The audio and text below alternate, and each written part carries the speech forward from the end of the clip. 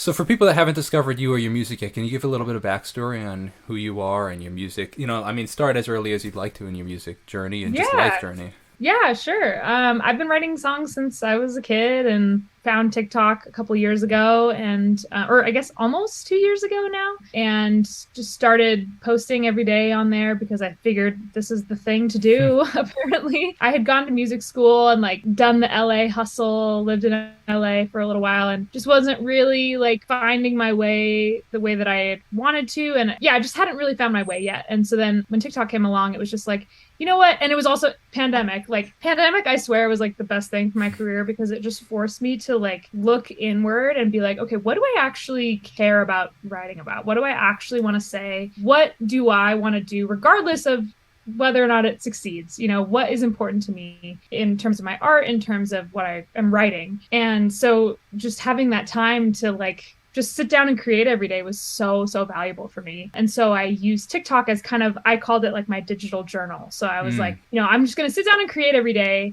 and I'm just going to post what I made because it's just like, here, I made this today. Here you go, world. This is what I did. And it just kind of, it also kept me accountable because it made me, where sometimes I would otherwise set something down and be like, oh, I'll come back to this later. It made me be like, no, let me just finish it for the day. Just get a little demo together so I can post it and then be done with it and move on to the next thing. So I just did that for a while, for a month or two. And then I wrote this one little idea one day in December of 2020. I had been wrestling with the idea that I was noticing that the only days that I felt settled in myself and not anxious were the days where I was always working, and just kept my mind busy.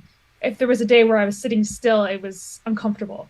And so I had this line that I'd written down in my notes. It was just, the only days that I'm not stressed are the days I work myself to death and I'm too tired to feel anything else.